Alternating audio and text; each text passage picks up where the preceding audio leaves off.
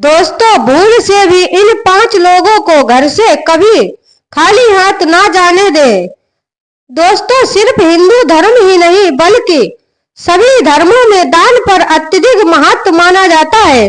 दान करना मात्र रिवाज या परंपरा ही नहीं बल्कि धार्मिक ग्रंथों के अनुसार भी माना जाता है कि जब कोई दान करता है तो उसके प्रभाव से उसे इंद्रिय आसक्ति से मुक्ति मिलती है। इसके अलावा आपको आंतरिक सुख भी प्राप्त होता है।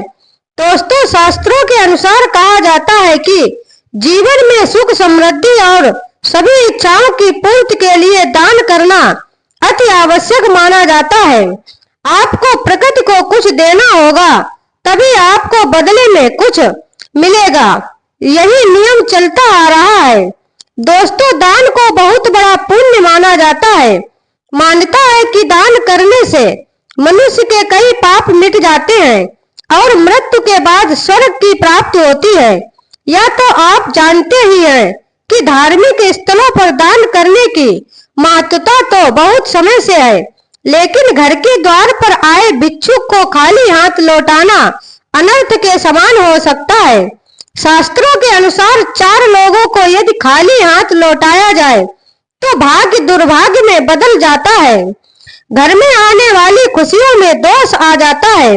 आइए जानते हैं कि वो कौन है जिन्हें भूल से भी आपको दौर से खाली हाथ नहीं भेजना है। लेकिन उससे पहले अगर आप चाहते हैं कि माता लक्ष्मी का आशीर्वाद आप पर सदैव बना रहे तो इस चैनल को सब्सक्राइब करें, वीडियो को लाइक और कमेंट में जय मां लक्ष्मी जरूर लिखें।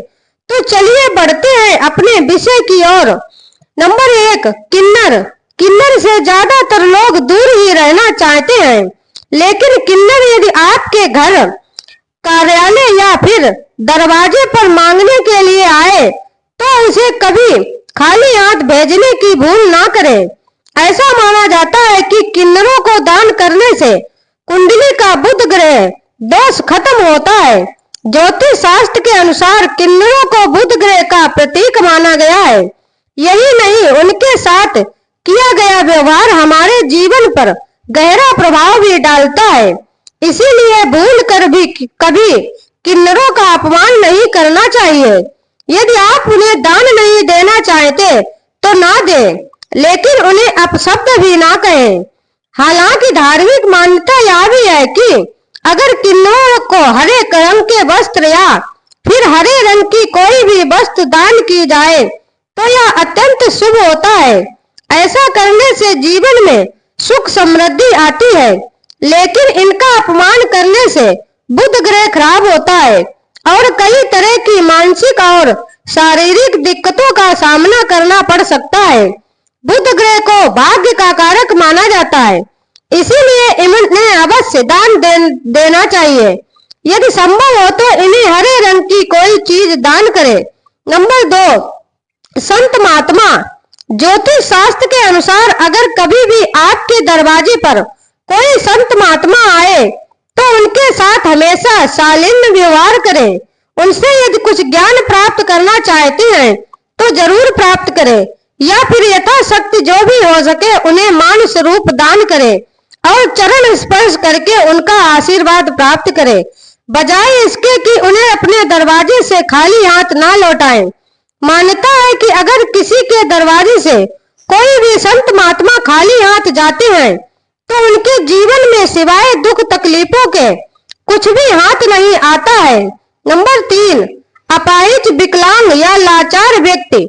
यदि मदद के लिए घर के दरवाजे पर कोई विकलांग व्यक्ति आए तो उसकी मदद अवश्य करनी चाहिए। ज्योतिष शास्त्र के अनुसार ऐसे लोगों को शनि, राहु का प्रतीक माना जाता है। इन्हें दान करने से क्रूर ग्रहों के प्रकोप से बचा जा सकता है। ज्योतिष शास्त्रों में बताया गया है कि कुंडली में शनि दोष हो तो जीवन में सभी तकलीफें, दुख समाप्त हो ही रहते हैं, लेकिन कई बार ऐसा भी होता है कि हम जीवन में सब कुछ सही कर रहे होते हैं, फिर भी जीवन में दुख और तकलीफें कम होने का नाम ही नहीं लेती। तो ध्यान दें, कहीं आप भी अपने दरवाजे से किसी जरूरतमंद को खाली हाथ तो नहीं लौटा रहे हैं। यदि ऐसा है तो ध्यान रखें कि कभी भी ऐसा ना करें, क्योंकि विकलांग जनों को राहु और शनि देव का प्रतीक माना गया है और इन्हें कभी भी दरवाजे से खाली हाथ नहीं लौटाना चाहिए। नंबर 4, भिखारी। यदि घर के दरवाजे पर कोई भिखारी आ जाए तो उसे खाली हाथ नहीं लौटाना चाहिए। पैसे ना हो तो खाने या पहनने लायक वस्त्रों का दान भी किया जा सकता है। अक्सर देखा जाए कि दरवाजे या फिर कहीं भीख मांग रहे लोगों को दुदकार देते हैं या फिर 4 बातें सुना देते हैं, लेकिन धर्मशास्त्र की माने तो आप किसी को दान करें या ना करें, लेकिन उसे दुत्कारना बिल्कुल भी सही नहीं होता। मान्यता है कि ऐसा करने से हमारे संचित पुण्य भी नष्ट हो जाते हैं। इसीलिए धर्म शास्त्रों के अनुसार कभी भी अपने दरवाजे से किसी मांगने वाले को खाली हाथ ना लौटाएं। यथाशक्ति जी जो भी हो सके वह दान करे। यदि नहीं कर सकते तो कभी भी दुत्कारे ना। नंबर 5, घर की बेटी। घर की बेटी अक्सर ससुराल से आए तो उसका कभी भी अपमान नहीं करना चाहिए। उसे अपनी इच्छा अनुसार जितना हो सके दान करना चाहिए। कुछ घरों में ऐसा होता है कि बेटी के आने पर घर के लोग उससे लड़ाई झगड़ा करने और गाली गलौज करते हैं। जब आपके घर की बेटी आपके घर से अपमान होकर जाती है तो आपके घर की लक्ष्मी भी आपसे रूठ कर चली जाती है। इसीलिए घर की बेटी का कभी भी अपमान ना करें। इससे घर की सुख समृद्धि भी हमेशा के लिए चली जाती है। दान का अर्थ होता है कि उस वस्तु पर से अपना अधिकार समाप्त करना। गरीबों, जरूरतमंदों या फिर धार्मिक स्थलों पर दान देना बहुत ही पुण्य का काम माना गया है। लेकिन हिंदू धर्म ग्रंथों में कुछ ऐसी चीजों का वर्णन किया गया है जिन्हें भूल से भी दान के रूप में नहीं देना चाहिए। आइए जानते हैं वह कौन सी चीजें हैं। झाड़ू केवल सफाई करने की वस्तु नहीं है, बल्कि हिंदू धर्म में इसे लक्ष्मी माता से जोड़कर देखा जाता है। साथ ही यह भी माना गया है कि झाड़ू को कभी दान के रूप में नहीं देना चाहिए, वरना इससे लक्ष्मी माता नाराज हो सकती हैं। शास्त्रों में बताया गया है कि कभी भी नुकीली चीजों जैसे चाकू, छुरी या कैंची जैसी चीजों का दान नहीं करना चाहिए। धार्मिक दृष्टि से ऐसा करना बिल्कुल भी शुभ नहीं माना जाता है। मान्यताओं के अनुसार इससे ग्रह क्लेश की स्थिति बनने लगती है। हिंदू मान्यताओं के अनुसार शनि देव को तिल या सरसों के तेल का दान करने से शनि देव की कृपा प्राप्त होती है। अपनी क्षमता के अनुसार हो तो दान करना चाहिए। किसी जरूरतमंद को भोजन का दान देते समय इस बात का ध्यान रखें कि भोजन बासी या खराब नहीं होना चाहिए।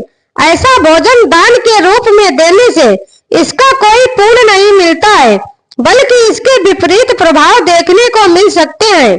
सूर्यास्त के बाद का समय शुभ नहीं होता है, तो सूर्यास्त के बाद किया गया दान देवी देवता नहीं बल्कि बुरी शक्तियों को जाता है।